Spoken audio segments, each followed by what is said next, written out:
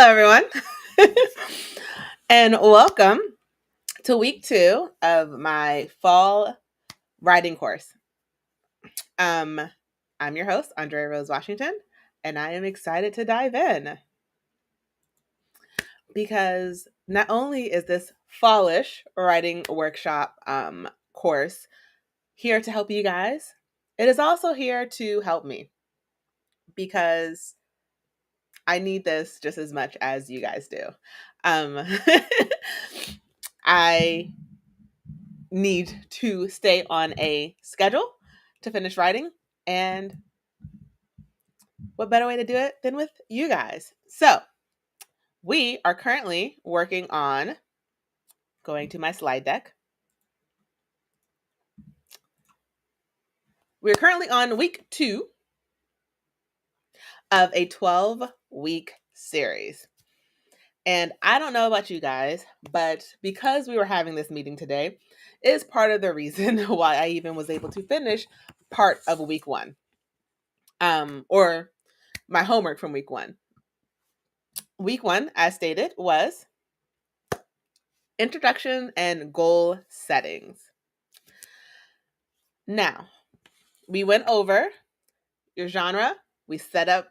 I talked you through how to set up your goals, gave you some tips to stay motivated, and I gave you your homework assignments.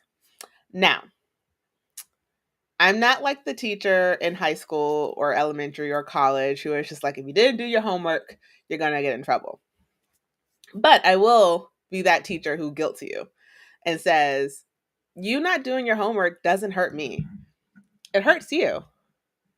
Because this is supposed to be here to help you finish your goal, to help you finish whatever writing project you are working on. And if you don't do the homework, if you don't take the time and set aside the time to get the work done, the only person you're hurting at the end of the day is you, because you don't have the finished product. And as someone who was that person who did not finish their work, who would then a month would go by and not a single word was written, would wonder, how did I let this happen? Because I didn't do what I was supposed to do. So, one of the parts of homework from week 1, we had to write a 1-page summary of your plot of your story. And so I wrote mine in my handy dandy remarkable tablet because I can carry this with me and I can write wherever I'm at, and I love it so very much. And like I said last week, I'm not sharing what I wrote on the 1-page summary, but I did write it. And I hope that you guys wrote yours as well. If you're listening and you're in the chat, feel free to drop in the chat that if you did your homework or not. I won't be mad, just disappointed. And then the second one was, did you finish your goals? Now, as I was creating my goals for this week, or from last week for this 12-week course, I had to sit back and think about what I wanted to do and be truly, truly, truly realistic with my goals. That was one of the things that we talked about last week, is your goals need to be realistic. And so I know last week I said my goal was to have a finished draft of Ramatry's Magic book, the 3rd book, as well as a fully fleshed outline for Alindo book 3. To be cognizant of the time that I have and then the things that are on my plate in my personal life and in this life, I have to take away one of those goals to be realistic. So I will only be working on Amatry's Magic book 3 because trying to do more than one thing, putting too many things on my plate, will not help anyone if I do not get to finish anything because I feel too pulled apart. So my goal for these 12 weeks is to have a draft of Amatry's Magic book 3 completed. So I have less than 12 weeks to get it done, and I'm doing it with you guys. So on to what we are talking about today in week 2. Oh, my thing didn't go. Plot and structure. Today's session is all about plot and structure because you have to have those things figured out pretty early before you can start writing, because you need to know who's the bad guy, who's the good guy, what is the structure of it, what the pacing is. There's so much you need to know before you can even really start to get to writing. So we're going to go over that today. So the first thing we're going to discuss is your story structure. There are different types of story structures. And some of the main ones are cause and effect. The whole point of the book is to rectify whatever the cause was. Like, oh no, the bad guy killed my mom. The entire book is me trying to get back at them. That's also sort of called like the hero's journey. You have the 3-act structure. Act 1 is the like the setup. Act 2 could be the confrontation is coming to a head, and Act 3 is a resolution. In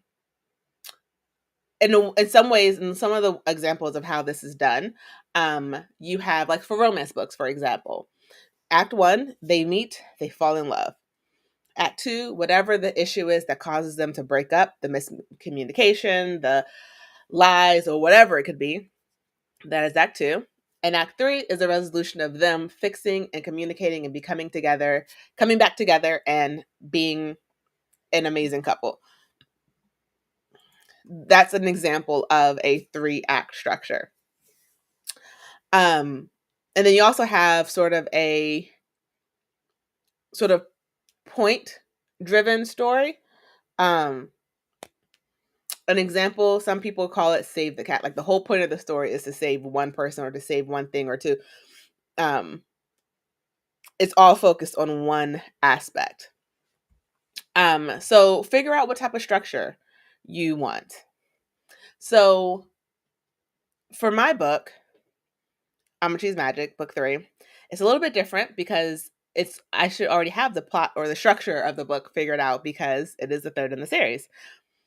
And so it's going to be somewhere of a cross between a 3-act structure and a hero's journey because Olivia, as some of you guys know, is on a journey. And to complete this journey, there's some things she has to do. So it's sort of a bit of a cross between a hero's journey and a 3-act structure. So that's what you need to do first. Figure out what your story structure is. What type of story are you telling us? What is the narrative? How are you shaping the narrative about this? Because all stories need 3 very important things: a beginning, a middle, and an end. And some people are really good at finding the middle. Some people are really good at finding the end. Some people are really good at finding the beginning. Some people can do all 3. Like it's like they know it like the back of their hand. And it's not easy to figure out what the story structure is, but don't start writing if you don't know the middle or the end or the beginning of your story. You need to have all 3 to make sure that the story you're writing is a cohesive book. The next part, 2, is developing your plot. So, this is part of my favorite parts of writing. Go back to your 1-page summary. Take all the important pieces. I personally, sometimes this is where I sort of get into like having actual paper or index cards. I have an array of like markers. And whenever I start a book, I assign a color to action. Sometimes it's red. Sometimes it's like a blue. Sometimes it's green. I don't know if you can see that. I'm sorry. But I then take like Post-its or note cards or something. I was trying to see if I had one on my desk and I don't. That's poor lesson planning on my part. But I have these and I write everything that is a plot point and a color. And then I have poster boards. Or like, you know, when you're in school, you have those like 3-folded poster boards, like for science projects. The 3-fold board or trifold board. I use that. And then I write start on one end and then end on the other side. And I lay out the plot points. So take your 1-page summary. I'm going to tell you, there's other examples I'm going to give you, but this is how I normally do it. I take everything I wrote in my 1-page summary and I lay it out. I write all the big plot points. This person does this. This person does this. This happens. This happens. This happens. And I lay it all out in front of me. Because that way I can take a visual look and see how my story is outlined, is laid out. And then sometimes I do it with Post-its, or I do it with like pens instead of writing on the board. So that way, if I need to move something, like, oh, you know what? This actually would be better if this action took place before this other action. I have the chance to move things around and put my plot in order. Because when you start planning out the rest of your book, the dialogue and everything that happens, your plot needs to be sound. It needs to be easily read, understood, figured out. And so you need to figure out what the inciting incident is, what the rising action is, the climax is. And then, as you're going up, as you get to the top, after the climax, the falling action, and then the resolution. And so some of these may be different depending on if you're doing series or if you're writing a one shot. Because sometimes your falling action, your resolution just sort of leads back into another inciting action, or it's not coming down all the way because it's going to go over. So you need to keep that in mind when you're writing it, when you're plotting out your story, because your plot points make your story.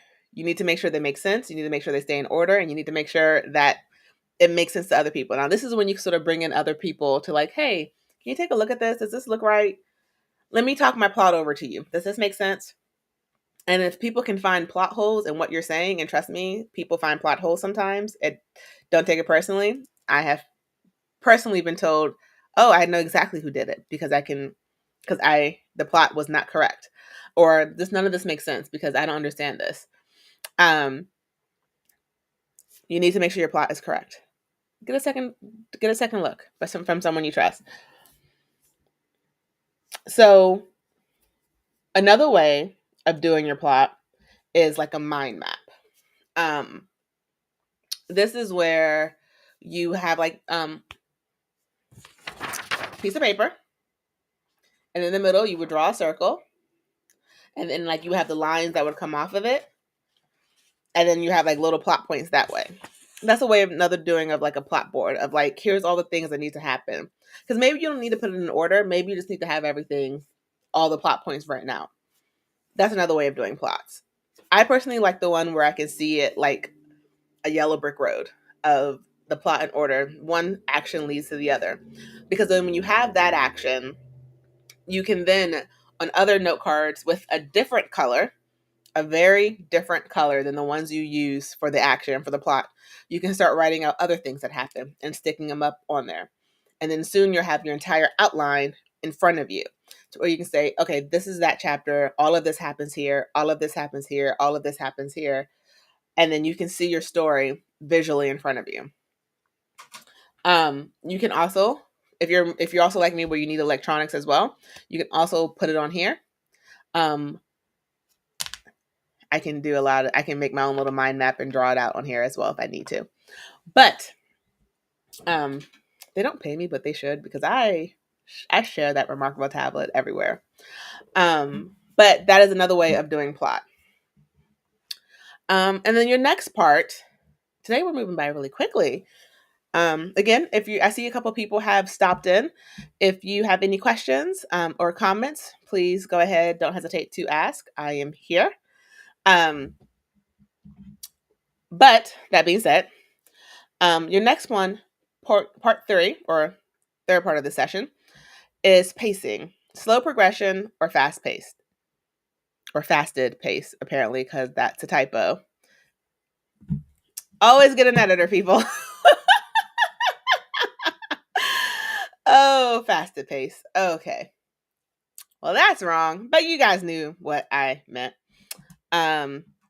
If that is not an ad for using an editor, I don't know what is. If that's not a plug for an editor, I honestly don't know what that is. I just find that hilarious. Okay. Pacing. Slow progression or fast paced. Now, personally, I'm a fast-paced writer. I like quick books that can be read in about 2 to 4 hours. I like to give people quick little getaways that you just jump in, read the story, and jump out. I don't know why I like to write that way, but that's just how I do. I love quick reads. I love giving people an escape.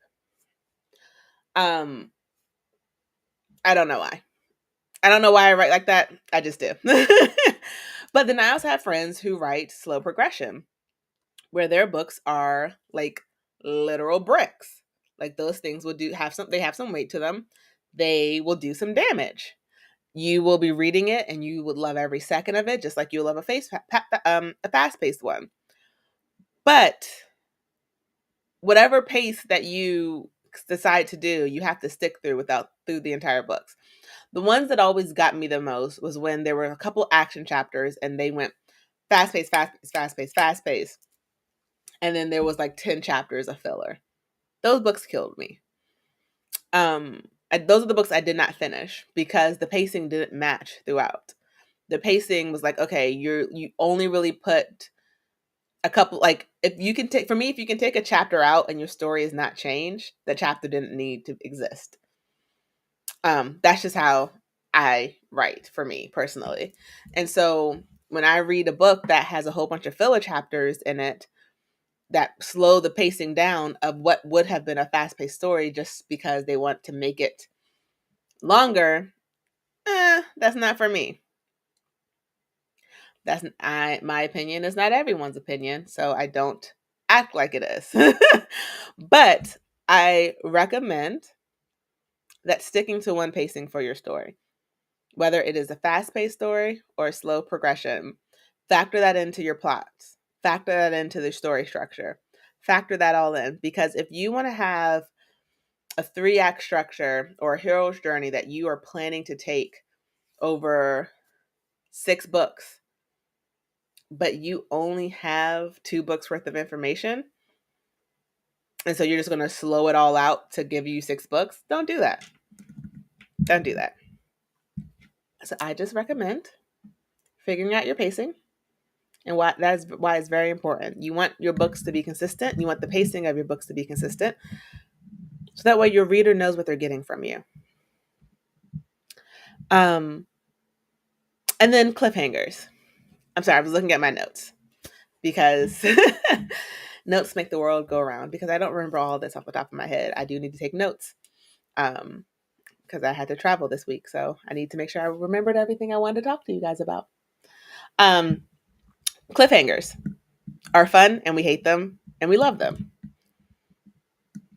Figure out if cliffhangers fit in your pacing or not, because that could be a part of your plot and structure as well. And so it's better to plan out that you're doing a cliffhanger versus you doing a cliffhanger because you don't know what's going to happen next. And as someone who has read a book and has written a book where she did that book is no longer for sale that I did that in, but I left a book in a cliffhanger because I didn't know where to go next. And so I literally ended the book with someone saying, what was the last line of that book? I remember seeing a review about it, and a woman was like, "Did you really do that to me?" It's like, it was the best plan, and the last line was something along the lines of, or getting us killed, and that was the last line of the book. And I remember my editor was just like, "Are you sure you don't want to write another chapter that might tie this all together?" And I was like, "No, I want to end it on a cliffhanger," because I didn't have another chapter. I didn't want to admit that I didn't have another chapter to give her. I didn't have another chapter for the story. And so I wrote it on a cliffhanger. And then I skipped. When I started the next book, I skipped like 3 weeks because I didn't have anything. That book is no longer for sale because I had no idea what I was doing when I wrote my first book. I was just trying to tell a story. I didn't really factor in any of these outlining, structure, pacing, anything like that. I just was like, I'm going to get this out and it's going to be amazing and everyone's going to love it and they're going to love me. And one of the first reviews I read was just like, did you end on a cliffhanger because you didn't know what you were doing? Like, what's going on? What's going on? And they were right. I didn't know. So if you're going to do a cliffhanger, make sure it's something that is a planned cliffhanger. You don't want your readers to think you're being lazy. Now, I do have some time for some Q&A if anyone has any questions. I do see a couple people hanging out. I do apologize if you're watching this on YouTube live. I'm not able to see the questions. I'm trying to figure that out. I thought those questions would come here, but I was wrong. So I do apologize. I'm trying to check. I don't see any questions in the YouTube. But if you have any questions, please feel free to drop them in the chat. Send me a DM, check me out. I am here to assist. Okay. Homework. Since I don't have any questions yet. I don't see. I'm looking at all the places. I don't see any questions. So, homework. I know none of us like homework. And technically, I'm not giving you as much time to get it done because our next meeting will be on Tuesday, September 12th. No, this is the 12th. 17th. On Tuesday, September 17th. I am moving to a Tuesday format moving forward, unless there's like something that comes up. So mark your calendars. And check out my Instagram because I will be posting there when I will be having my next couple of sessions. But yes, homework. Outlines. Hopefully, if you're doing the homework weekly, this will all just be a building upon itself. And so you're not starting something new every single week. But you're going to take, this represents my one-page summary. Because again, I'm not telling you the plot of my book yet. But I hope you guys like it. But you're going to take your one-page summary and you're going to pull that out into a full outline. And this is when you're going to need your key plot points.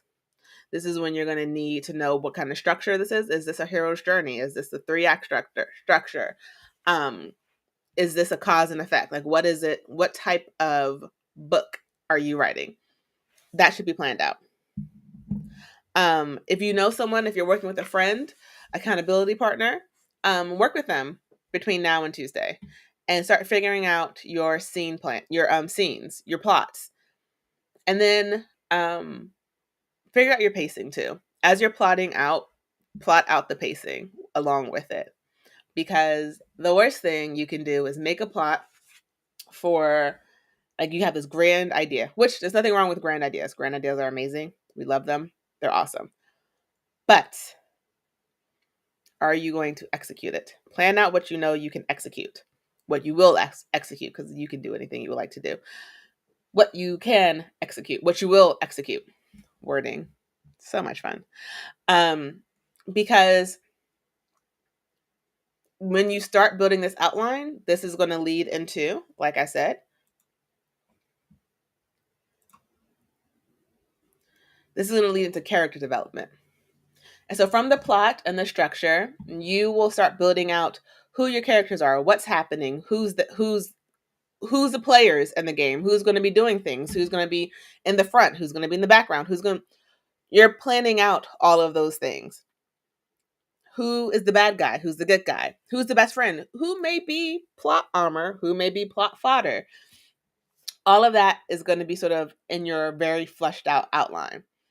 So next week, because we'll be working on character development next week, where we're going to be talking about the